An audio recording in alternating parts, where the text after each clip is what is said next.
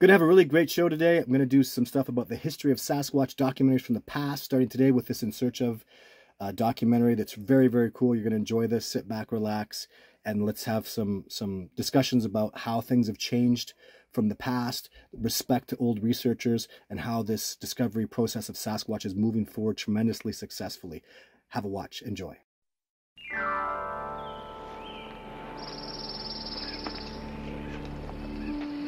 On the 17th of July, 1978, there appeared along the timberline of Mount Hood, Oregon, three creatures never before filmed.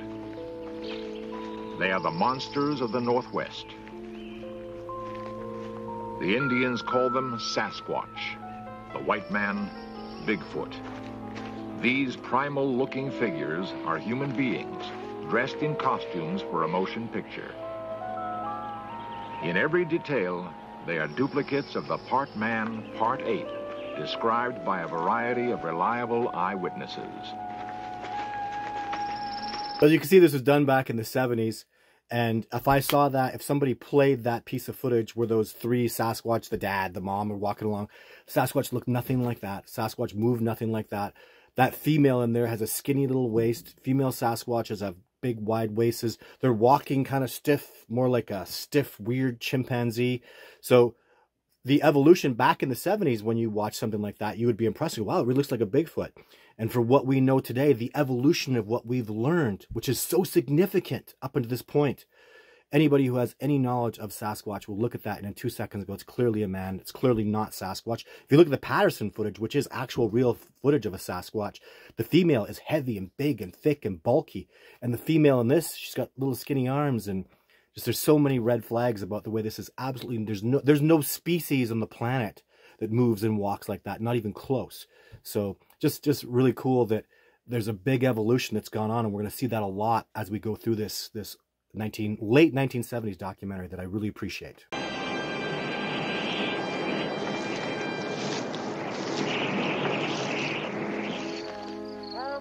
Arch Buckley has no doubt about the existence of the monster known as Bigfoot.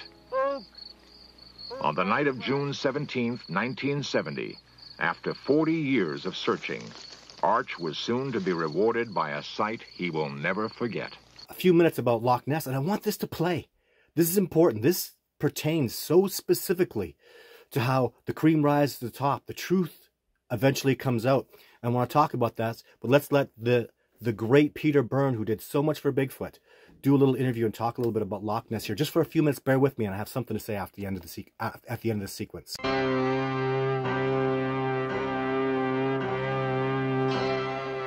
Loch Ness, the lovely 24-mile-long lake in Scotland, has sustained an incredible legend for some 16 centuries. That living somewhere beneath its placid surface is a giant prehistoric monster.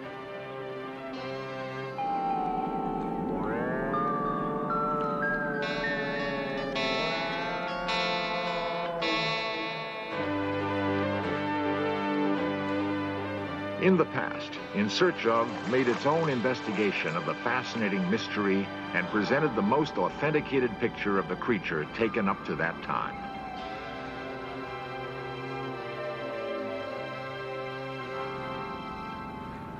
Interesting is what's come out. Two well-known investigators bring us up to date.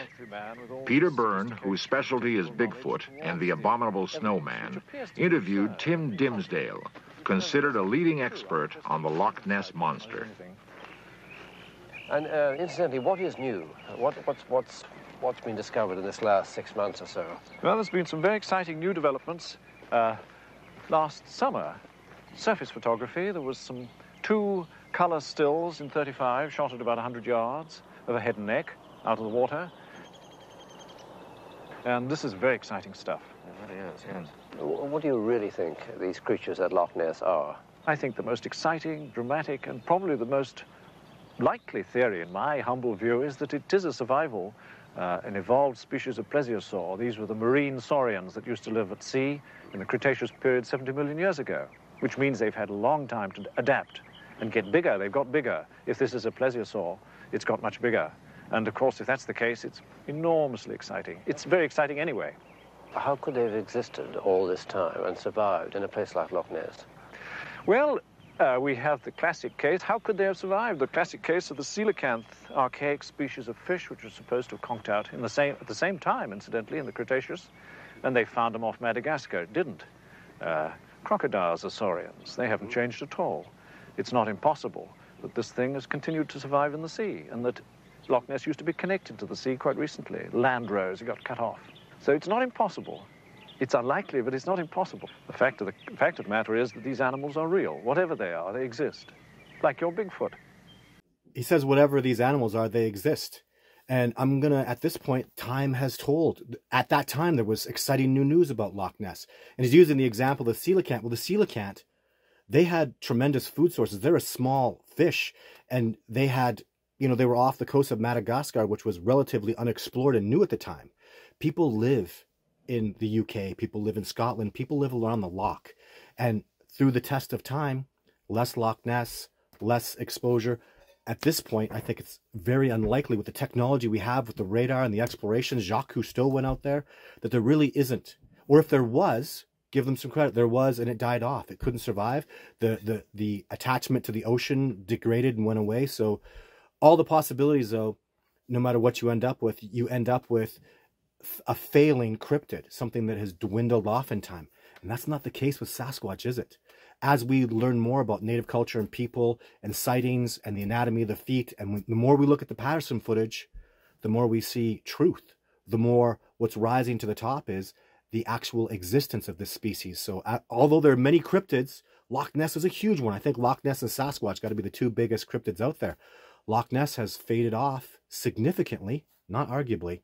And the Sasquatch, is there a Finding Loch Ness monster show? No. Is there an Expedition Loch Ness? No. Are there documentaries like mine about Loch Ness, people going out and seeing them on a regular basis? Not even close. So really, the truth is that Sasquatch do exist, and that truth is exploding and taking off, while a lot of other cryptid stuff is simply dying away because it's likely they don't exist, or if they did, they potentially became extinct. So really cool stuff, though. I'm glad we're doing this. Thousands of miles away, along the foggy Northern California coast, a unique group of men carry on the search for Bigfoot. They are not hunters in the usual sense. They wield no guns. They spend months each year tracing every available clue, hoping to make contact with the creature they know exists and is endangered by man.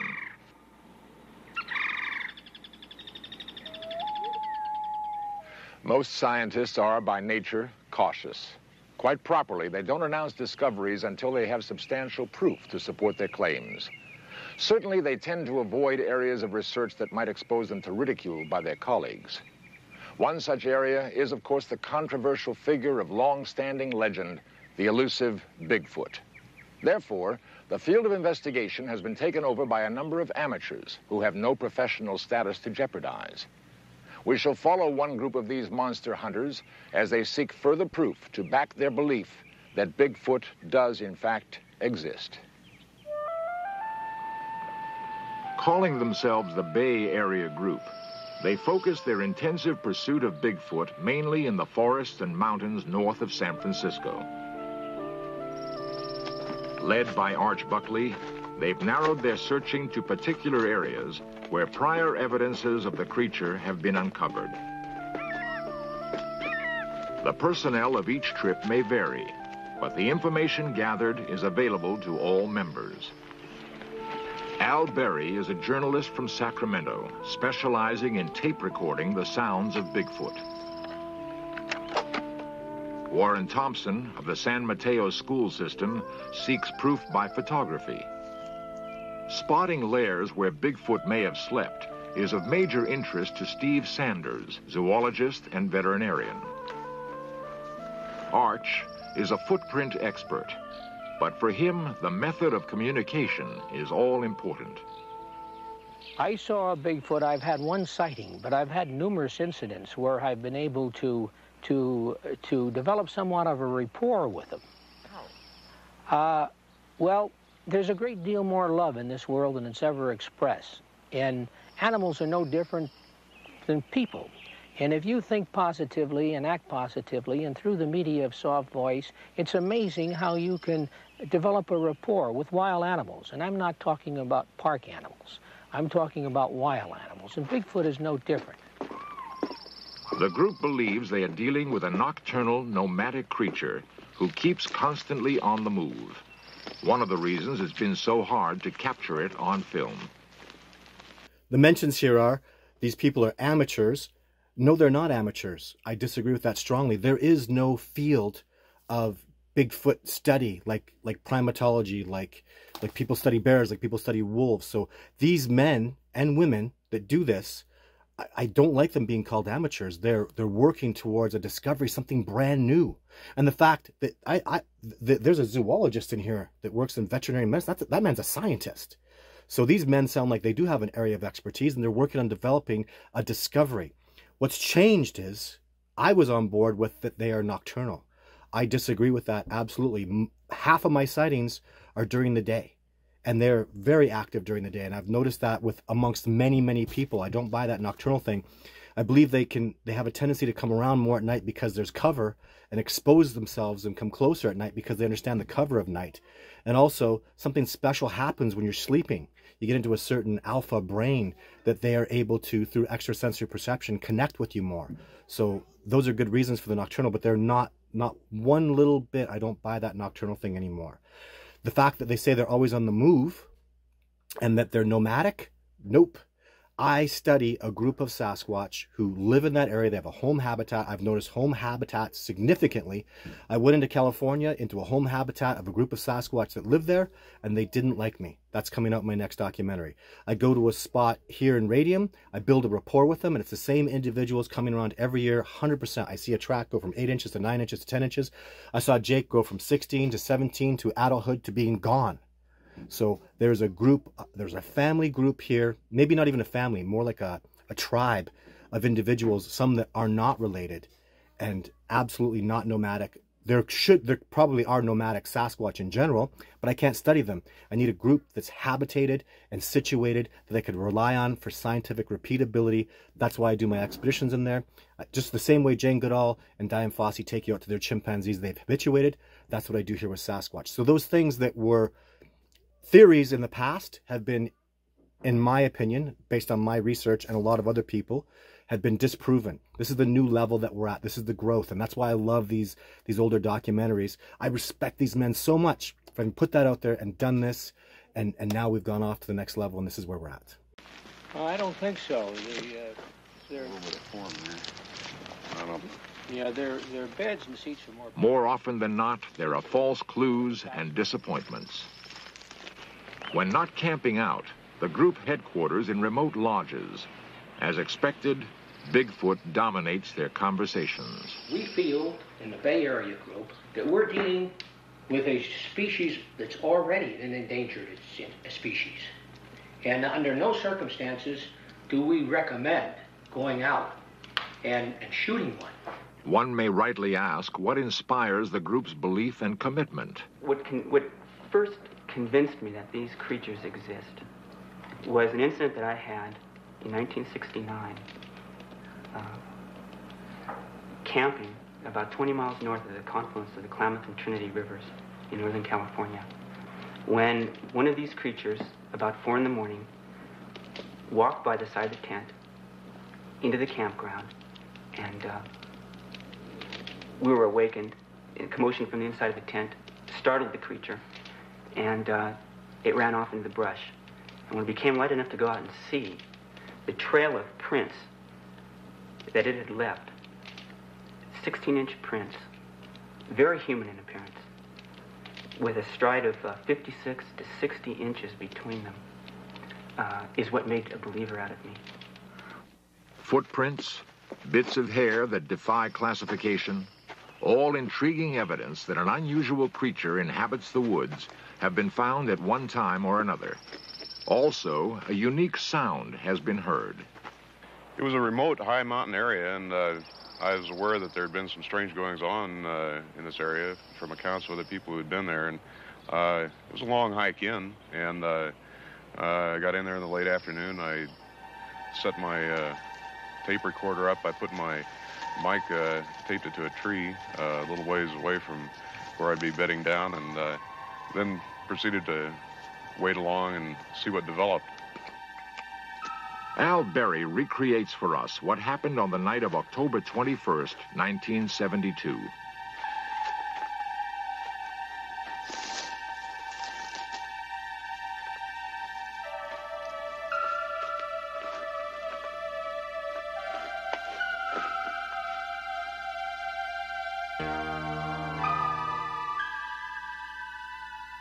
Later on that evening, after it grew dark, well, I was tired from the hike in, and I had begun to doze off, when all of a sudden I was awakened by some strange sounds.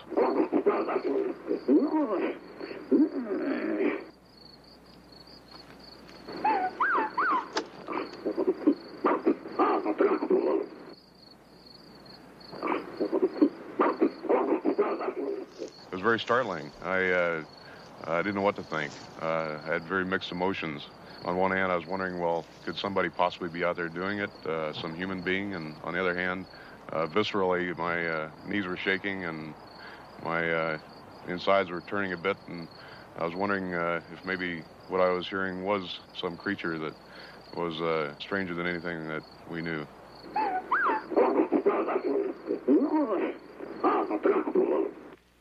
We've had the sounds analyzed since then, and at the University of Wyoming by a professor of electrical engineering there. And the results are the sounds could not have been made by man or any known animal. Professor Curlin of the University of Wyoming confirmed to In Search Of that Al's tape was tested and shown not to have been artificially manufactured.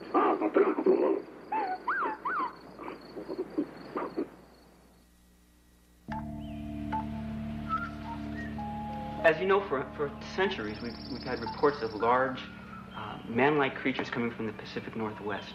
Reports from reputable individuals from all walks of life.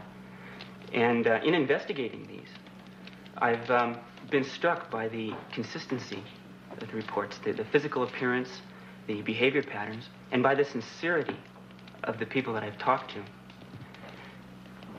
All these people can't be lying. The Oregon Regional Primate Center in Portland seemed the logical place to inquire into the possibility of Bigfoot's existence and of his being a distant relative of man.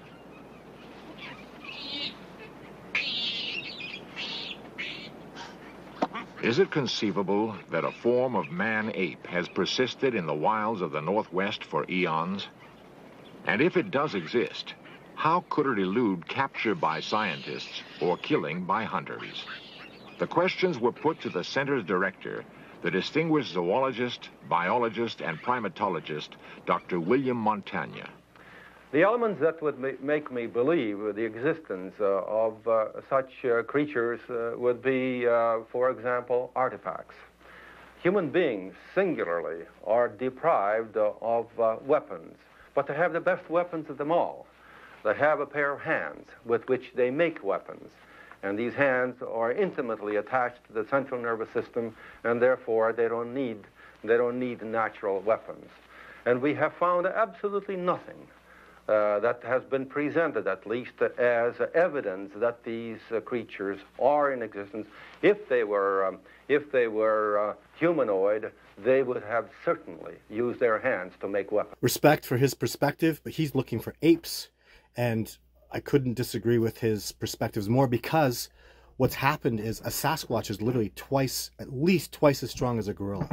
So they don't need weapons. They can pick up a rock and smash it over the head of an elk and annihilate it. They can have acute weaponry just by picking up a log and using it. But they don't even need that. They can literally, these beings, what he's missing out on is these hominids. And they're not ape-like. They're literally a more advanced hominids, what the DNA is showing us. Intelligent, amazing, highly evolved hominids that are actually a subspecies of human. That's what the DNA shows us.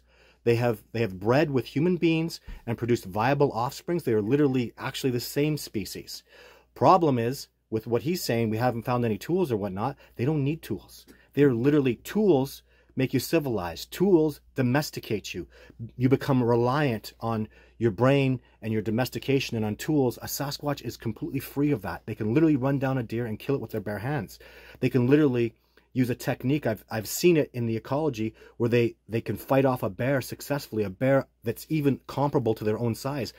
In fact, some bears are smaller than large dominant. A 17-inch, 17.5-inch Sasquatch track that's a 9'4" individual is nearly 1,000 pounds. In my ecology, in northern Canada and throughout Canada, the grizzly bears don't get that big. So, and I would suspect that up in Alaska, where they can potentially get to that size of the Sasquatch down here, the Sasquatch up there are going to be, of course, even bigger.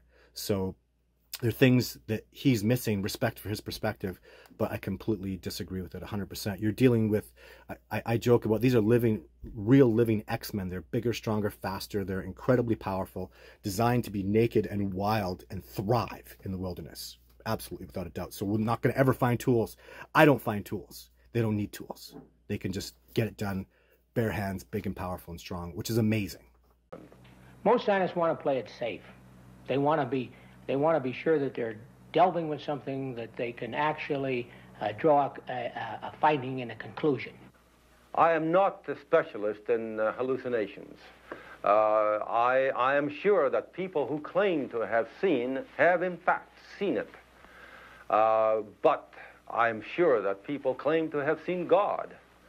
And I'm sure they have seen it, but they cannot prove to me that they have. Now, we feel that we have enough information in relation just to our footprints and some of the information that we have gathered. We know positively in our own mind that we're dealing with a humanoid primate. From what alleged evidence has been presented to me, I have to admit that it is a hoax indeed. Now we are here. The test of time has shown the DNA is real. I take people out and show them Sasquatch. I've filmed Sasquatch. The Patterson film is absolutely real. Listen to Jeff Meldrum, and the great, amazing Dr. Jeff Meldrum has had the tracks scientifically accepted as footprints from a living biological creature. So the evidence at this point destroys his perspectives. We are so beyond the knowledge and understanding, like this species is real, 100%. If you have doubts about it, just go look at the evidence. But for those of you that are in the know, that have seen it, seen the eyewitness countings, it's way, way at another level where this gentleman's perspectives are far, far gone. And that's what's amazing and exciting about this, is which way is it going? It's going towards discovery. It's going towards this species exists. There are less people like him now out there, and much more people out there that have looked at the evidence, understand that this species absolutely exists. And kudos to these gentlemen that over the test of time, like the late, great John Bennernigle, Peter Green, who had to deal with guys like this that were so close-minded and didn't accept evidence, maybe because it wasn't there, but at this point, it's there, and the species exists, and we're moving towards that discovery. Nevertheless, in June of 1978, the University of British Columbia held an international conference on the subject of Bigfoot's existence. For the first time, a major academic institution had taken notice of, let alone dignified, this controversial subject. And in the process leaves the medicine songs and divining crystal. Perhaps something of the same pattern can be discerned for Sasquatch.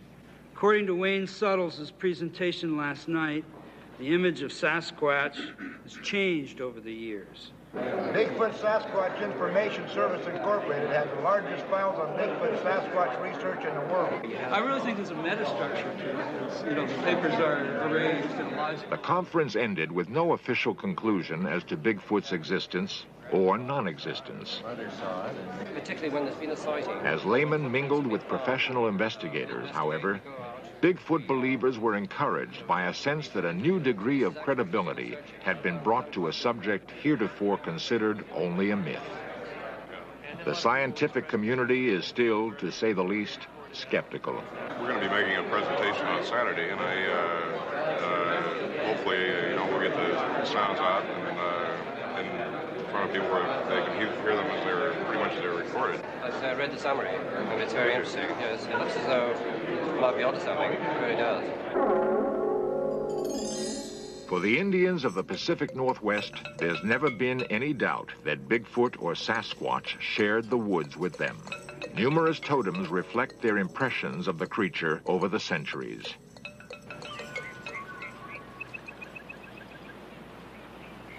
Despite Indian lore and much inexplicable evidence, Bigfoot has yet to be proven a fact of nature.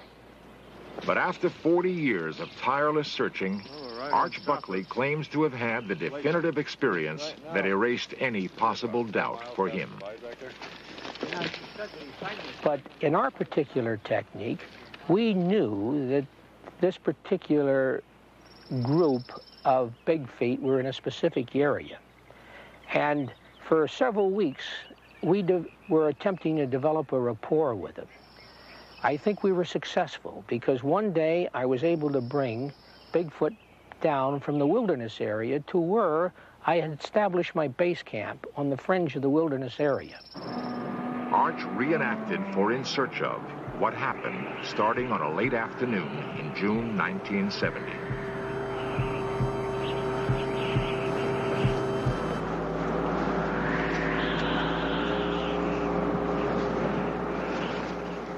At this particular time, I was using the technique of setting up bait, using principally fish in the form of salmon and shad. Please don't ever use salmon or fish as a bait. I don't know. They're all the biggest predators. Mountain lions love salmon. They'll come for it voraciously. Bears, are you kidding me? Their sense of smell is miraculous. If there's a bear in the area, he's coming. Fish are delicious and they smell. Even wolves, not dangerous. I don't have trouble with wolves. If you put fish out for wolves and they catch scent of it, they're going to come eat it. They're going to come after that food source and you're going to be in trouble. Wolves aren't dangerous unless you feed them. So don't do that. Please don't try that. Wow. Several times during the course of developing this rapport, Bigfoot had come into my campsite and taken my bait.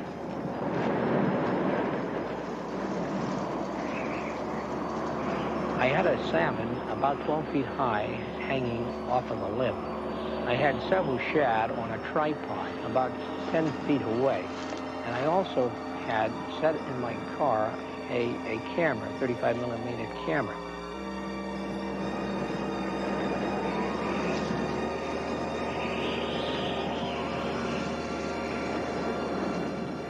During the course of the night, it was sort of a cat and mouse game. I tried to induce him to come into my campsite. Ook, old friend, old buck friend, ook. I used the word ook. It's a word that I picked up a number of years ago. Just for you, ook. Come on, old friend. Fish. Fish.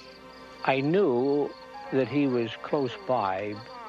He was no more than maybe about 30 yards away from me. Ook, old friend. Old buck friend, ook. Ook. Ook. Ook, old friend. Old buck friend, ook.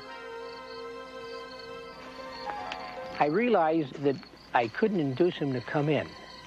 So I thought, well, maybe I'll get in my car. Maybe this would have a change of effect on him. I was hoping that he would take the bait and maybe I could get a shot of him with my 35 millimeter camera. He swung around and I caught him. I caught him from about the waist on up. I was so impressed with the luminous glare of his eyes. He was looking right at me. He was very powerfully built.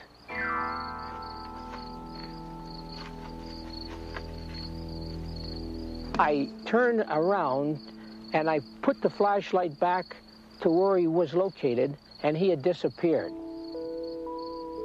Although Arch did not get his picture, for a few magic moments he had confirmed for himself that his years of waiting had not been in vain. That Bigfoot does exist, and despite the disbelief of the scientific community, needs dedicated men like himself and the Bay Area group to carry on the cause.